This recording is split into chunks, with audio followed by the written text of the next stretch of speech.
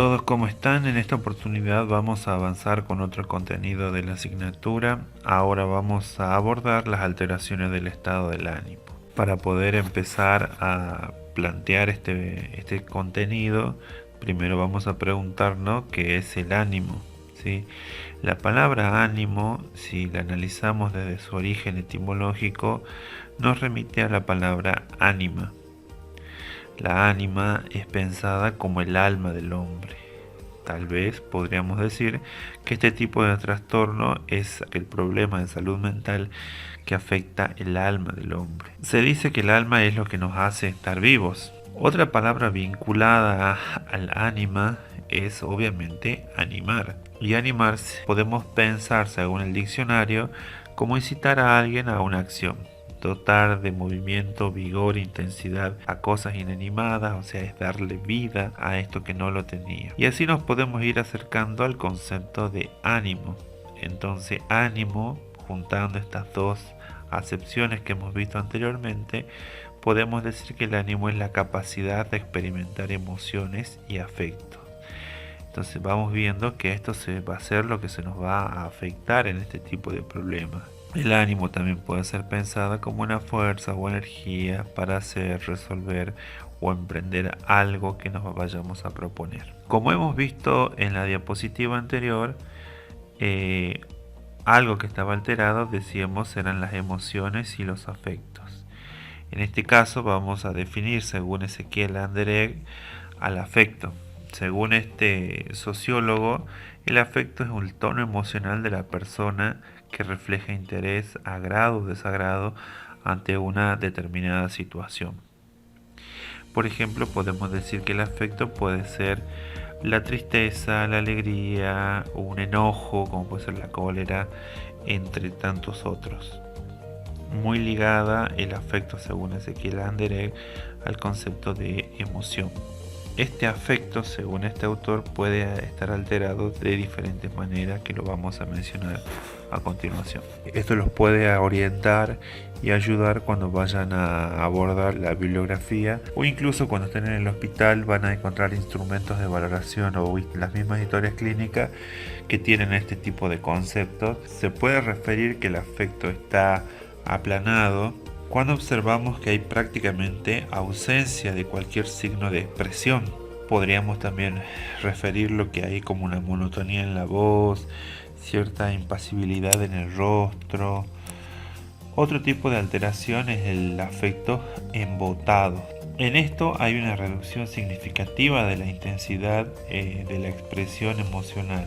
Cuando referimos que el sujeto tiene el afecto lábil, cuando hay cambios rápidos y bruscos en la misma persona, por ejemplo, saltar de la alegría a la ira rápidamente. Podemos decir que el afecto puede estar constreñido cuando hay una leve reducción de la gama y de la intensidad de la expresión emocional.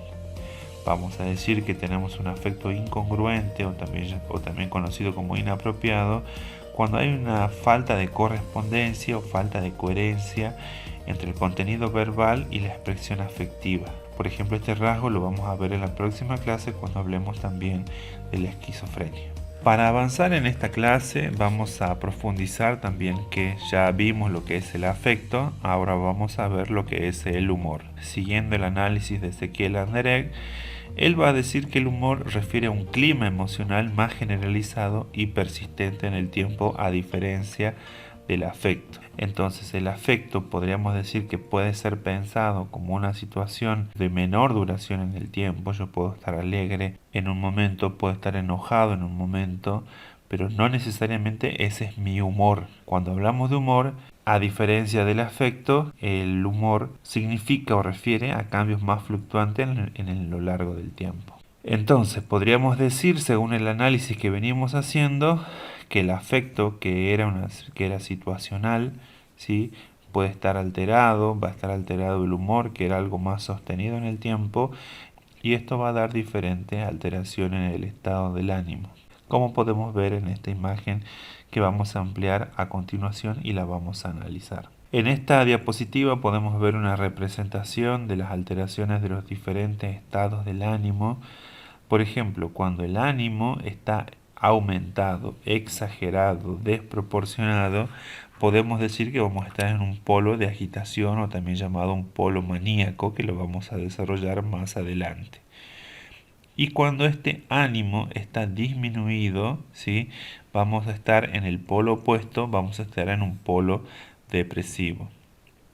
En esta clase los voy a invitar a que repasemos algunos conceptos que ya hemos estudiado previamente, como por ejemplo los síntomas positivos, los síntomas negativos, que vamos a volver hacia el final de la clase, y también vamos a tomar de la misma clase de estrés este concepto de equilibrio dinámico que se necesita para mantener la salud mental. Como ustedes ven en este gráfico, podemos tratar de visualizar justamente eso, un equilibrio que en el día a día es dinámico, porque muchas veces por alguna situación nuestro afecto nos puede llevar a que estemos tal vez un poco más del polo de agitación, o en algunos momentos podemos ponernos tristes y estaríamos yendo hacia un polo más depresivo, sin que necesariamente tengamos la patología como depresión, sino solamente una leve alteración en el afecto y nada más, que es pasajera. Para poder continuar, vamos a tener que empezar a darle un marco a esto que estamos empezando a presentar. Y nosotros a criterio de la cátedra lo hemos clasificado de una manera lo más simple posible, pero también pensamos que es una clasificación práctica. A estas alteraciones del estado del ánimo la vamos a clasificar de dos grandes maneras. Primera, monopolar, o sea que tienen un solo polo, y dentro de estas alteraciones monopolares podemos decir o podemos mencionar que está la depresión, o también llamada melancolía, pensada esta como patología. En esta misma monopolar también puede estar más orientada hacia el polo depresivo, como veíamos recién, o también estar más orientada a una faz maníaca solamente. Monopolar porque en ese paciente, en ese sujeto, solamente va a predominar uno, o depresión o manía. Como dice la diapositiva acá, ver un estado puro, un paciente con excitación psicomotriz pura, solamente maníaca, es muy poco frecuente en la realidad. Es mucho más frecuente los casos de depresión.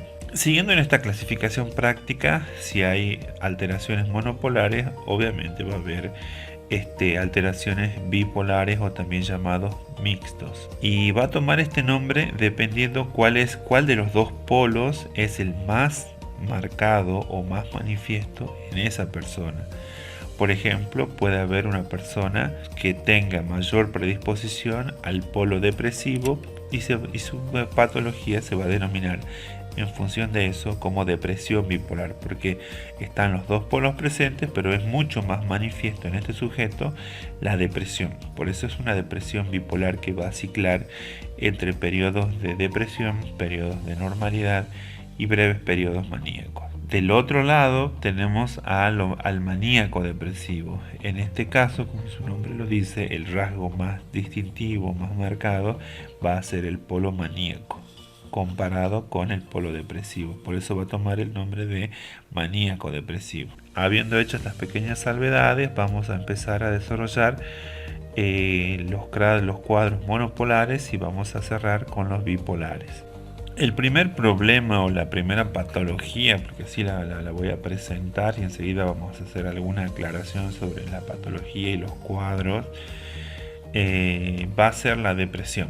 Vamos a empezar a definir qué es lo que es depresión para nosotros, y vamos a decir que esta depresión es una alteración del estado del ánimo, ya que la estamos encuadrando en este gran trastorno. Esta alteración va a estar caracterizada por una tristeza profunda, y enseguida vamos a hablar de lo que es la tristeza profunda. Esta tristeza es tan profunda, tan honda, que llega a inhibir las funciones psíquicas y la comunicación verbal del sujeto. En este punto vamos a tener que hacer dos diferencias. Primero, como veíamos en las diapositivas iniciales de esta presentación, ¿qué es la tristeza? Podríamos pensarlo como un afecto. En algunos casos podríamos pensarlo incluso hasta como una emoción. Entonces es normal, ¿sí? Incluso hace bien de vez en cuando estar triste. Podemos pensarlo como algo circunstancial. Por ejemplo, yo puedo estar triste por la muerte de una mascota. puedo estar triste por la ruptura sentimental con mi pareja. Pero se supone que luego de elaborar el proceso de duelo personal, en un periodo significativo de tiempo vamos a superar esta etapa de tristeza. Pero hay personas que no pueden superar este sentimiento o esta emoción de tristeza y ya empieza a inhibir ciertas funciones de la vida diaria. ¿Sí? Se empiezan a ver alteraciones de algunos patrones funcionales. Y entonces vamos a decir, o ya estamos hablando más de un cuadro más depresivo. Cuando esta depresión es muy honda, también en algunos libros lo pueden encontrar como melancolía. Pero para no complicar la existencia, nosotros en esta materia vamos a hablar solamente de depresión. Si queremos hablar de posibles causas, no es lo más conveniente hablar de causas, sino hablar de factores de riesgo. Podemos mencionar como algunos factores de riesgo asociados a la presencia de este cuadro o esta enfermedad, algunos procesos que son los biológicos. Cada vez más se van aproximando el conocimiento y se está determinando que en algunas personas con el rasgo depresivo hay cambios bioquímicos a nivel cerebral que podrían estar afectando esta situación. Además pueden haber enfermedades crónicas y enfermedades terminales que sean desencadenantes de esta depresión. Pueden haber las personas con algún tipo de discapacidad, tienen mayor predisposición justamente en muchos casos por esta discapacidad. Es muy frecuente, mucho más frecuente de lo que uno pensaba, la depresión puerperal. Dentro de los posibles factores de riesgo de origen psicosocial, podemos hablar, y esto va a depender también de cada persona y de cada personalidad.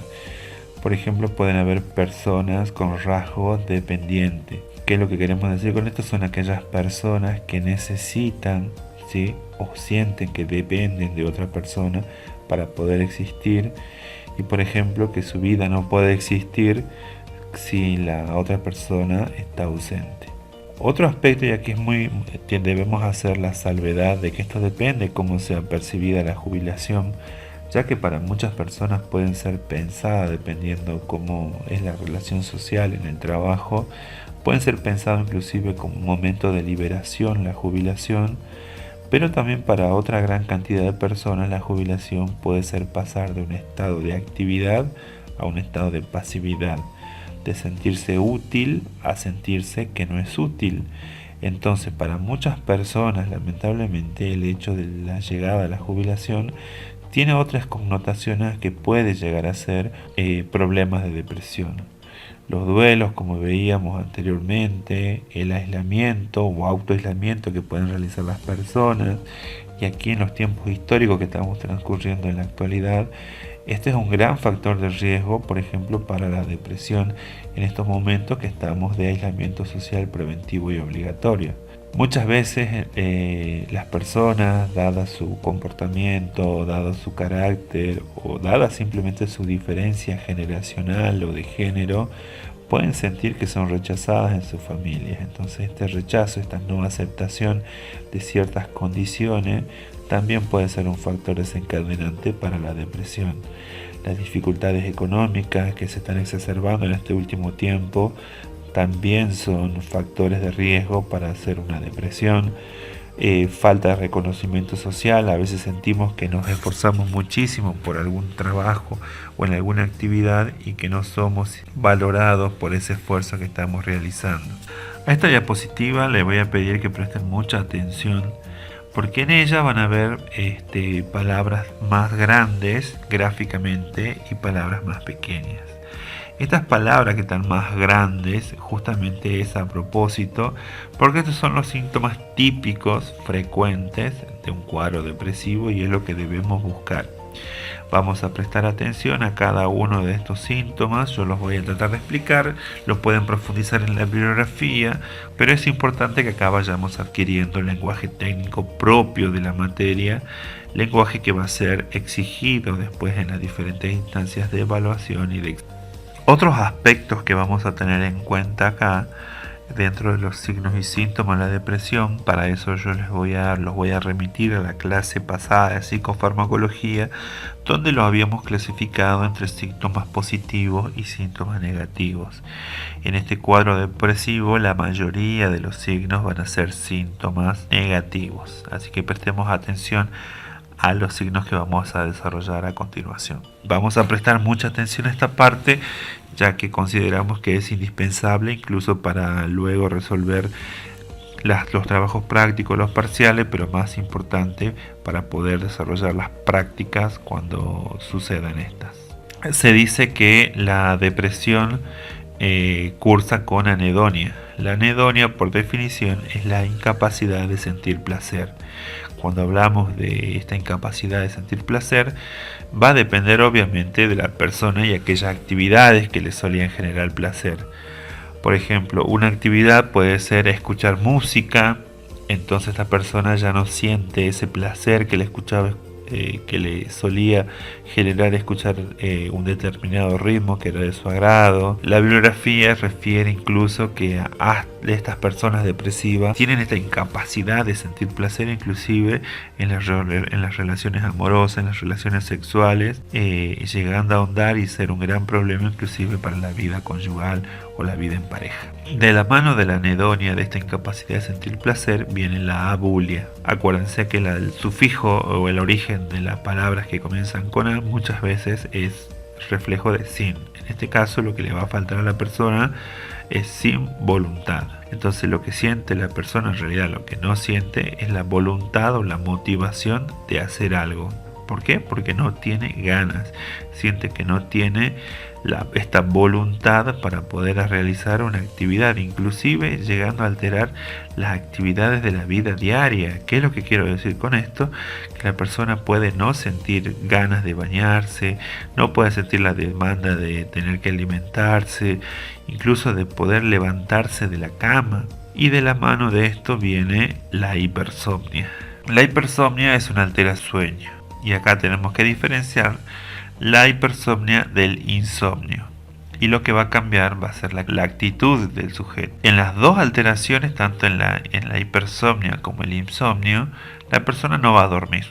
O va a dormir muy pocas horas, o el sueño va a ser muy superficial, no siendo reparador como debe serlo normalmente. En la hipersomnia, que es el típico del cuadro depresivo, mientras que el insomnio es típico de los cuadros de excitación psicomotriz, como vamos a ver más adelante, en la hipersomnia, el sujeto tiende a estar gran cantidad de horas en la cama, pero no necesariamente va a dormir en la cama, sino muchas veces está motivado por la ansiedad, que es otro síntoma predominante.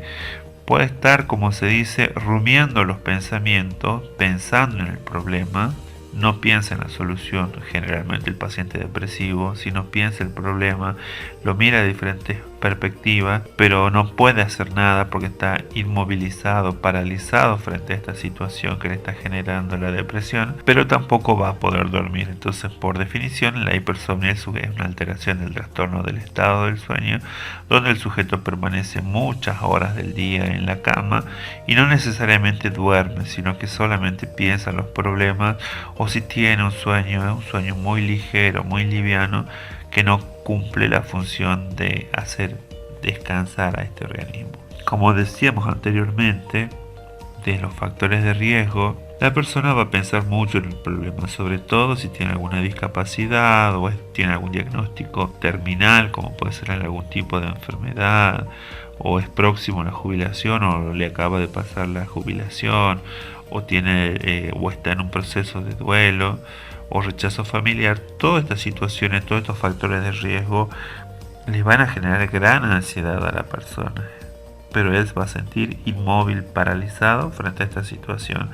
Pero eso no quiere decir que esta ansiedad le vaya a alterar las funciones psíquicas a la persona. En algunos casos va a haber lo que llamamos una tristeza patológica, o también la podemos pensar como una tristeza endógena, una tristeza que viene desde lo más profundo del ser y no muchas veces se puede identificar cuál es la causa, cuál es el factor que lo está generando. Cuando tiene este rasgo de tristeza patológica es bastante complicado poder abordar a la persona, porque si nosotros podemos identificar la causa, como estaba en los ejemplos anteriores, yo la puedo abordar. Si la persona acaba de ser diagnosticada de una enfermedad terminal, como puede ser un cáncer, yo la puedo ayudar a superar esta instancia. La persona se ha jubilado, mostrarle cuál es la utilidad, qué cosas puede hacer con su nuevo estado. Tal vez puede invertir el tiempo en cosas que antes tuvo que suprimir a causa del trabajo. Puedo enseñarles nuevas habilidades para la vida, tal vez que haga nuevas actividades, aprender a bailar, a cocinar o algo que sea de su agrado.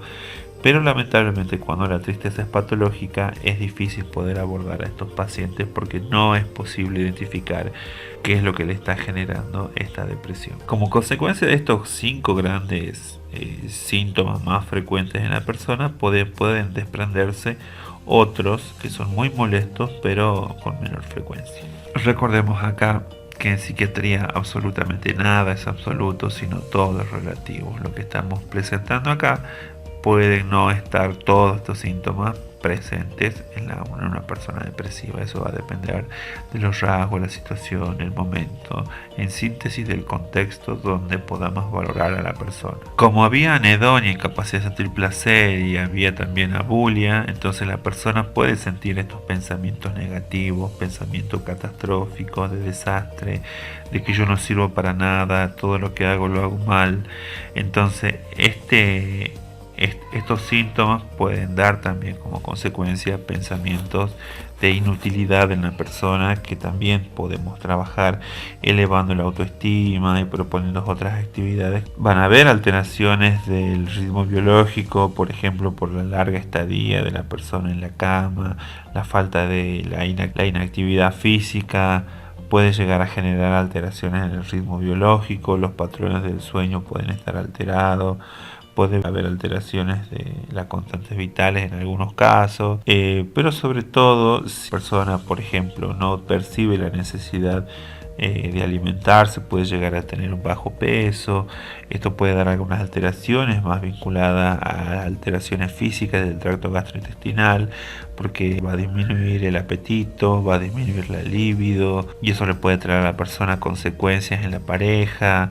Puede haber también mutismo, la persona no quiere hablar, como hay autoaislamiento, la persona se recluye. Y acá vamos a diferenciar otros conceptos que debemos tener bien en claro, que deben tener bien en claro ustedes, que es el mutismo, que es muy distinto a la mudez. El mutismo es la incapacidad de poder comunicarse, pero no está vinculada a un problema físico como puede ser la mudez. El mudo no habla porque no puede hablar. En cambio, la persona que tiene mutismo no habla porque no quiere, tal vez a causa de toda esta enfermedad del cuadro depresivo. A pesar de que nosotros como terceras personas ajenas al sujeto podemos observar que hay un pobre esfuerzo, eso no significa que esto le signifique a la persona hacer un gran esfuerzo. Pero a pesar de que ella siente que hace un gran esfuerzo, el resultado es pobre. Por ejemplo, una persona con depresión, asistir a clases presenciales o ir a trabajar puede significar un gran esfuerzo.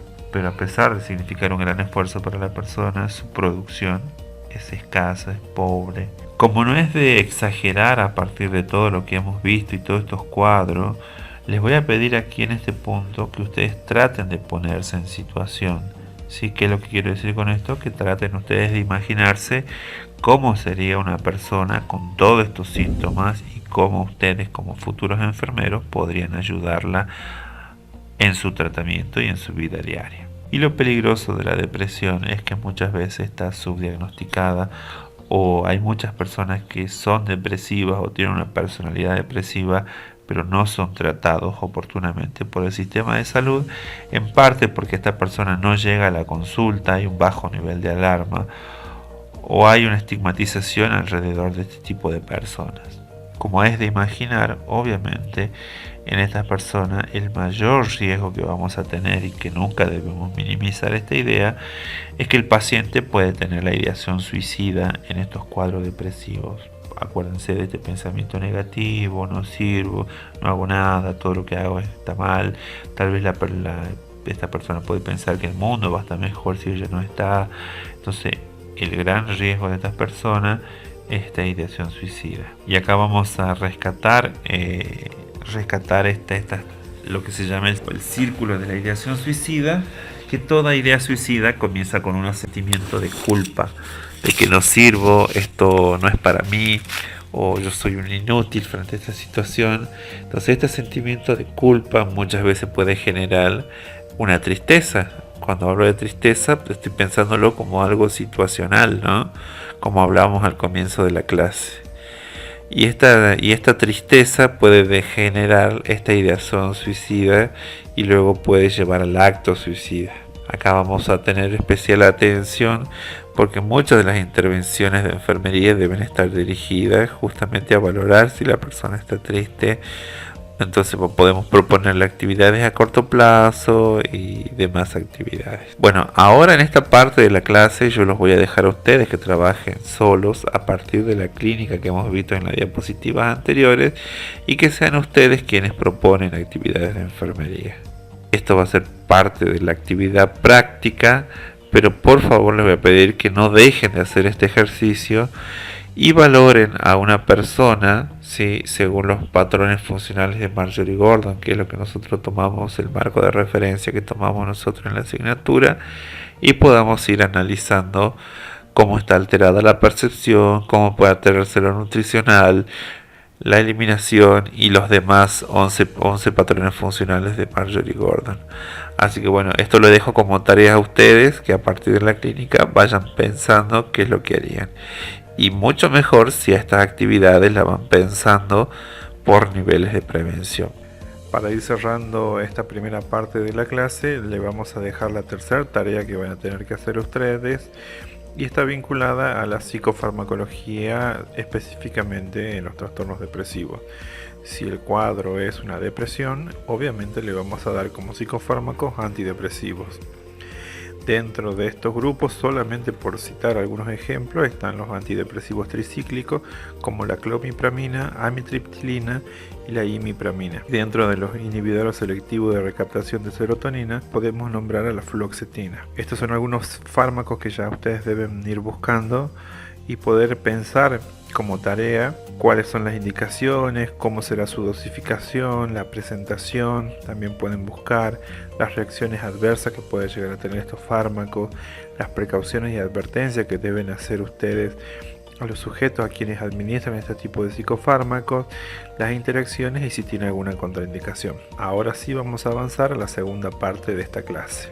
Ahora empezaremos a abordar el trastorno maníaco. A esto lo vamos a tratar como un cuadro de excitación psicomotriz o una entidad psicopatológica en sí misma, como pueden ser los trastornos maníacos. Este trastorno es el opuesto a la depresión. Aquí se caracteriza por una gran expansividad anímica y cognitiva. Algunas de las posibles causas de este trastorno. Aquí vamos a hacer una diferencia práctica y me voy a tomar un ratito para explicárselo, que es la diferencia que tomamos nosotros en la cátedra como puede ser un cuadro de una enfermedad. Por ejemplo, nosotros, y esta particularmente la excitación psicomotriz, la podemos analizar como una entidad psicopatológica en sí misma cuando el sujeto llega a la consulta en un segundo nivel de prevención a causa de esta excitación secundaria, por ejemplo, a un consumo problemático de drogas, o a veces puede suceder en una enfermedad esquizofrénica, puede aparecer este cuadro que va a ayornar o va a complementar la clínica del paciente. Otro síntoma que podemos hacer esta misma comparación para nosotros y nos es útil es la anorexia. Por ejemplo, nosotros en clases anteriores la hemos trabajado como una entidad psicopatológica, trastorno de la conducta alimentaria, anorexia nerviosa. Entonces ahí la analizamos como enfermedad en sí misma. Pero aquí yo también necesito en nuestros trastornos del estado del ánimo incorporar la anorexia, pero pensada como un síntoma dentro de un cuadro depresivo. ¿Por qué? Porque la anorexia por definición va a ser la restricción de los alimentos. En un trastorno de la conducta alimentaria, por un problema muchas veces de autoestima, la persona anoréxica no consumía por propia voluntad, por la presión social de grupo.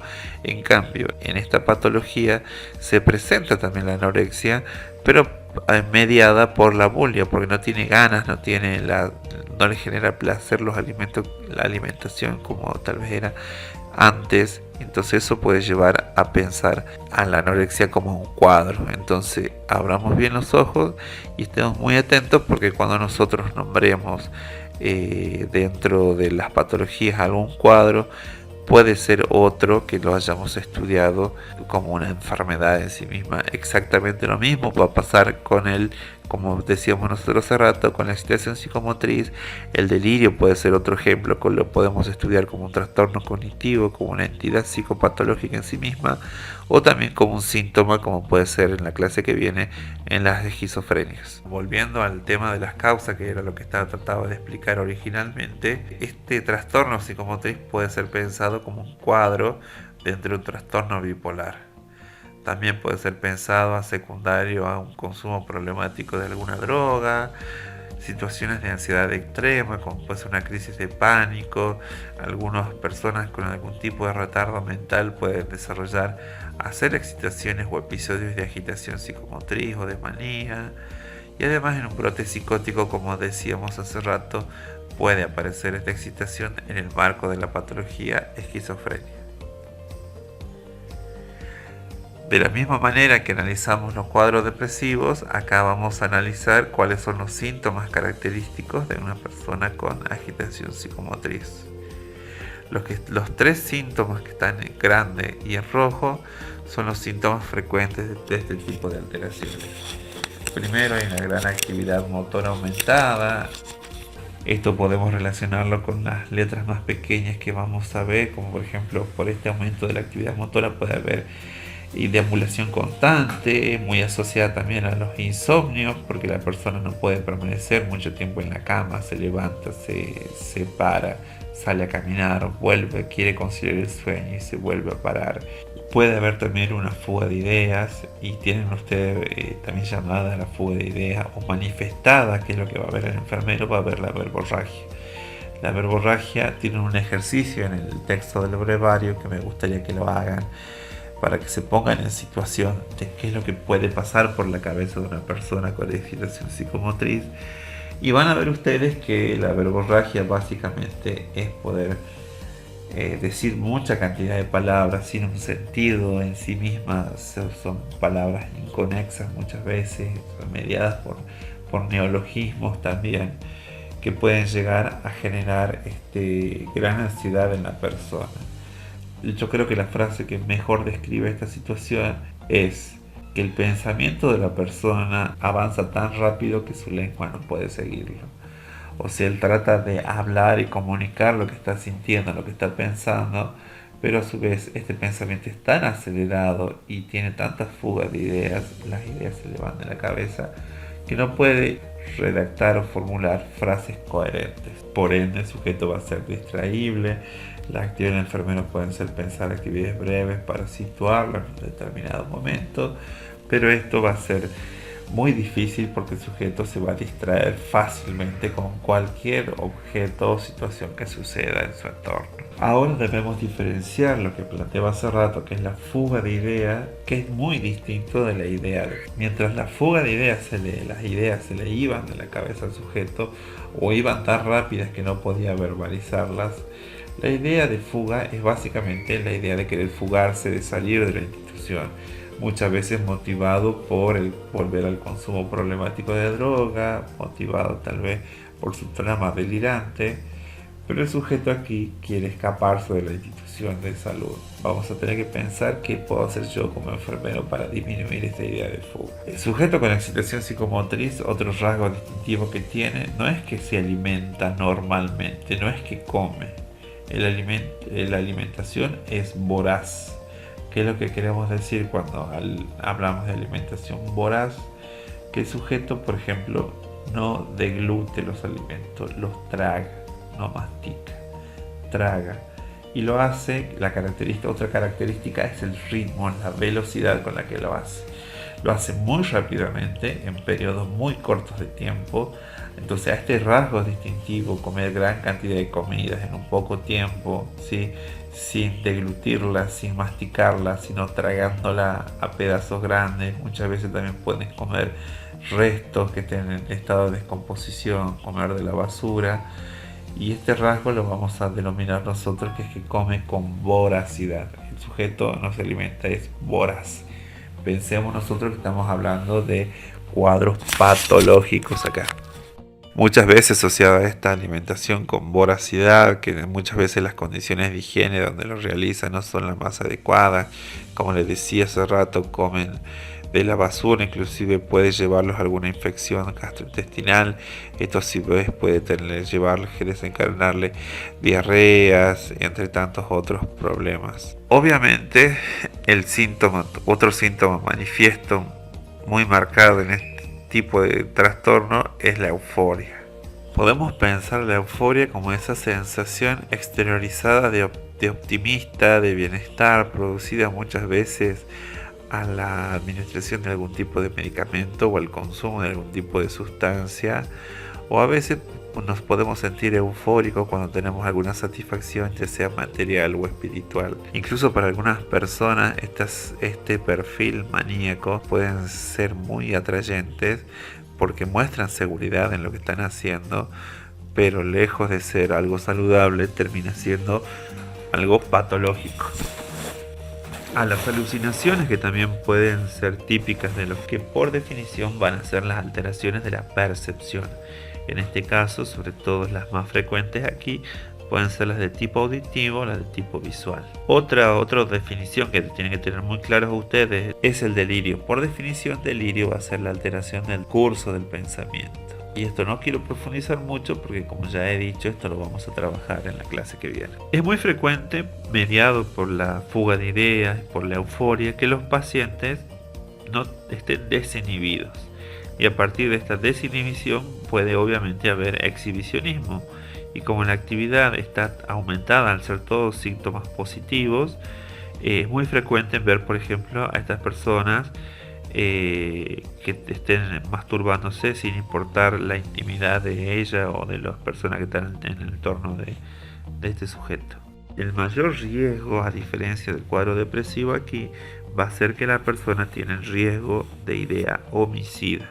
Entonces acá el mayor riesgo es que la persona, a partir de esta fuga de idea, de la distraibilidad, de la actividad motora aumentada, de la euforia, de la alteración de la percepción y tanto alteración del curso del pensamiento, puede llegar a tener esta ideación homicida, la ideación de matar a alguien. Entonces para esto también podemos pensar muchos cuidados de enfermería. Como hemos hecho en el cuadro anterior, vamos a dejarles a ustedes que a partir de toda la clínica que he podido desarrollar brevemente y del repaso que ustedes hagan de la bibliografía propuesta, vamos pensando actividades de enfermería. Y estas actividades las podemos ir organizando por niveles de prevención. Como hicimos anteriormente, les dejo aquí los 11 patrones funcionales de Marjorie Gordon para poder orientarlos.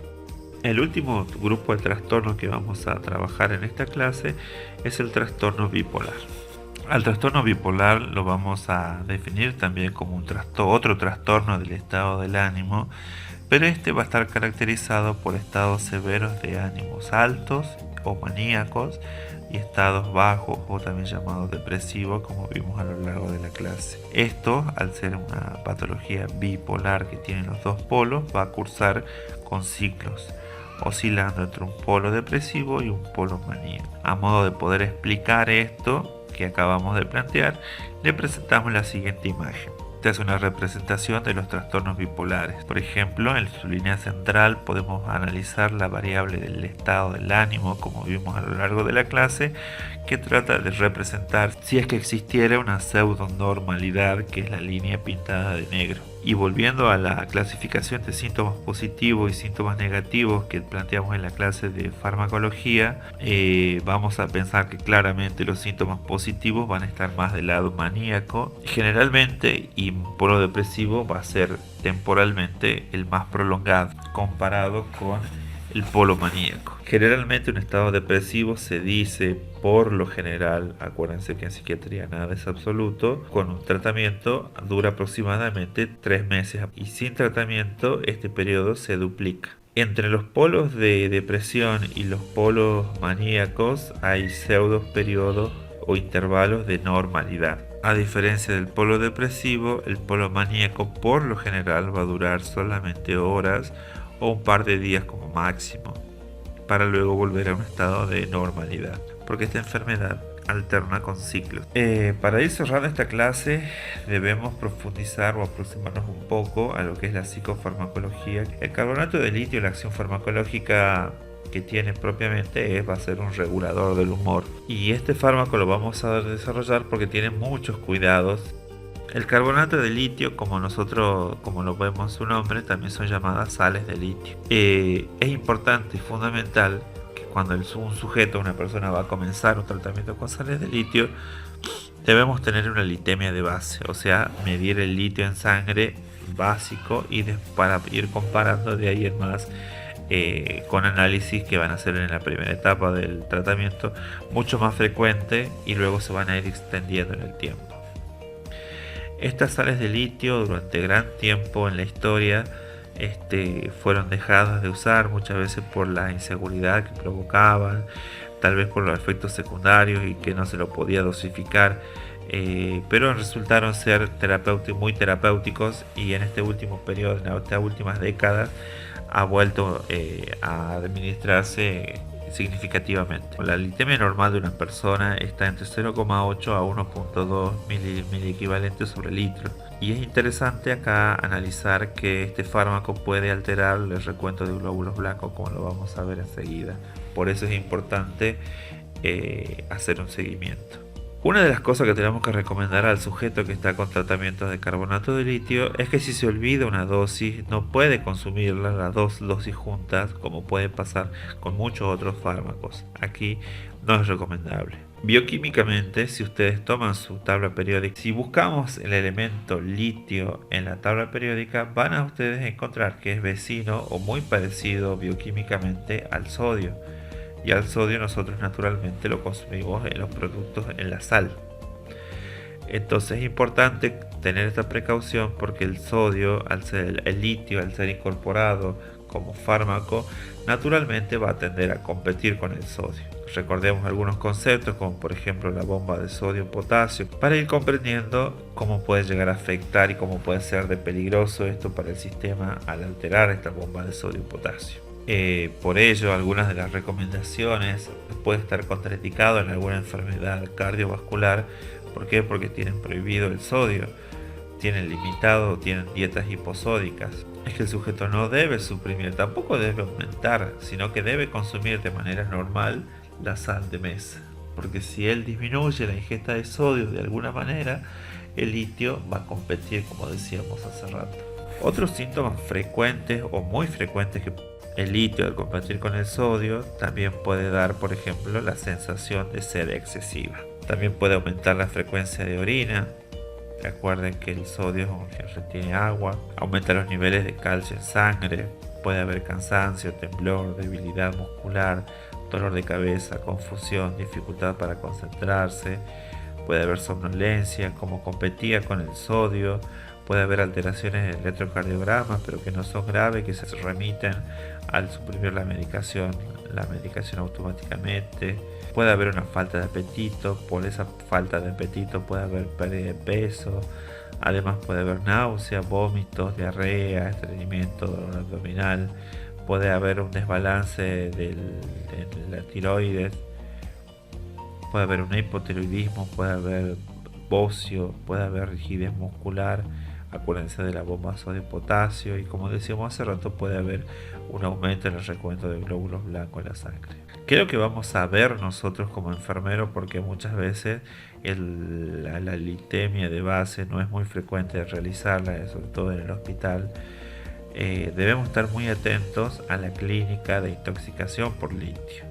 Entonces, ¿qué es lo que vamos a ver nosotros como enfermeros? Vamos a abrir los ojos bien para tratar de buscar si es que hay un temblor que es importante por esta alteración que veíamos hace rato, puede ser disartria, ataxia, espasmos musculares, convulsiones, visión borrosa, vértigos, cefaleas, acúfenos, puede disminuir el nivel de conciencia y en algunos casos puede ser mortal. De ahí la importancia de que la enfermería esté atenta a los efectos adversos que tiene el fármaco y también a los signos de intoxicación por litio si este paciente puede estar haciendo un mal uso de la medicación. Bueno, este tema trató de ser solamente introductorio, luego lo van a desarrollar ustedes en el material bibliográfico. Vamos a empezar a solicitarles más actividades de enfermería en las diferentes actividades de acá en más, ya que estamos abriendo la sala a las grandes patologías de la materia. Así que bueno, espero que esta clase haya sido de su agrado y nos vemos en la próxima oportunidad. Un saludo grande, hasta luego.